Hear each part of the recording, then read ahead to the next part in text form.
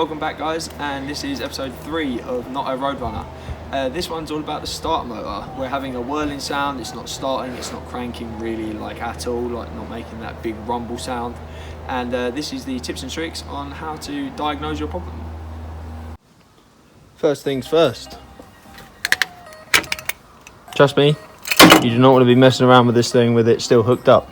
My first thought was that the solenoid had gone, so first step was to replace the starter motor.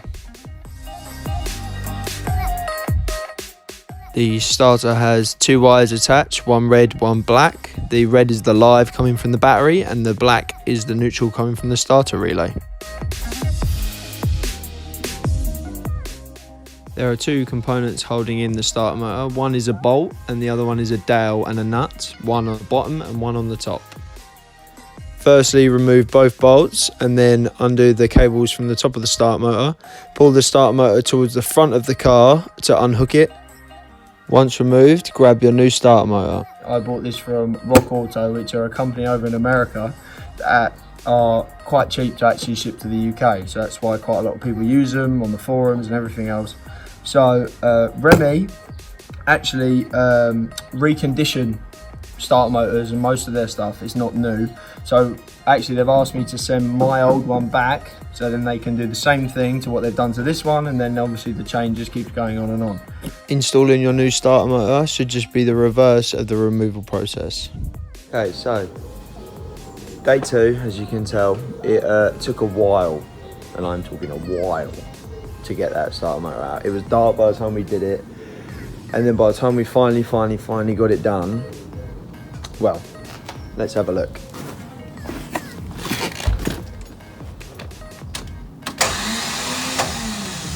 Still didn't fix it.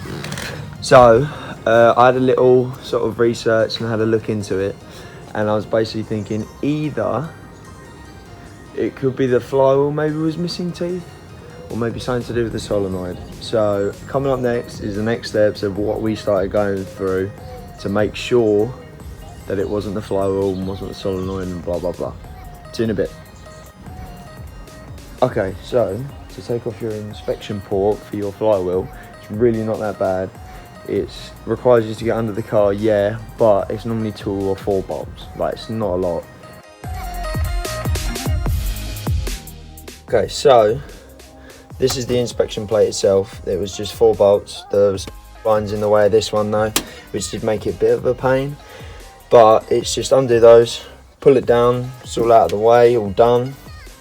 So now it's just a case of setting up a video for the bottom, or just keep getting up underneath the car, rotating 90, 180, 270, 360 until you've seen the whole flywheel progressively, and then check for any teeth missing.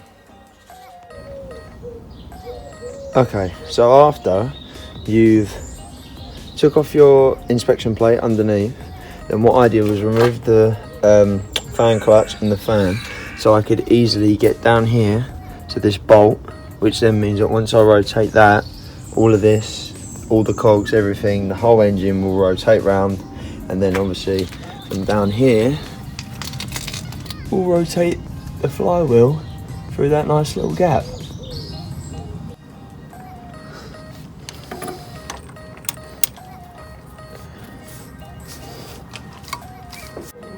Okay, so just done it.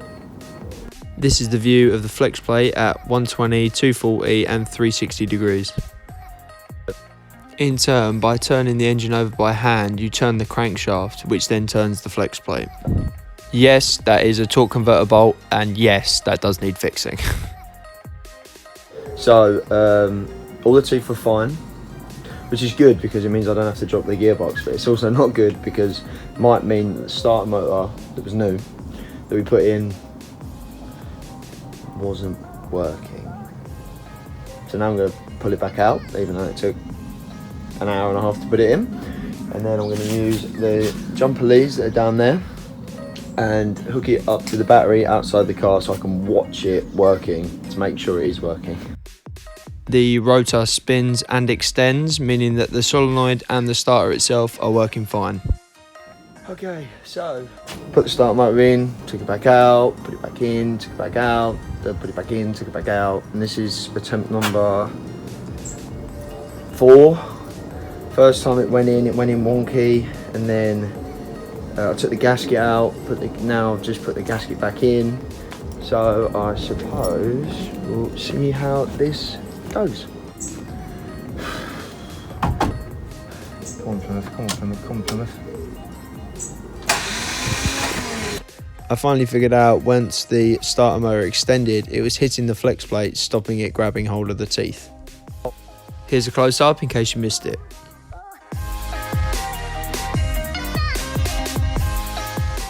The issue I was having was that the starter motor was angled towards the flex plate. Reviewing the old starter, I realised it had a chunk taken out of it. So I decided to put the old starter back in, and with some forceful persuasion, made sure that it fitted right to the back of the starter motor housing. Now for another test. Spent 100 quid on the starter motor, ended up putting the old one back in. It's working! So, all in all, it ended up that there was an issue with the bolts holding it in tight enough that the starter didn't come loose, rather than there being a problem with the actual starter motor.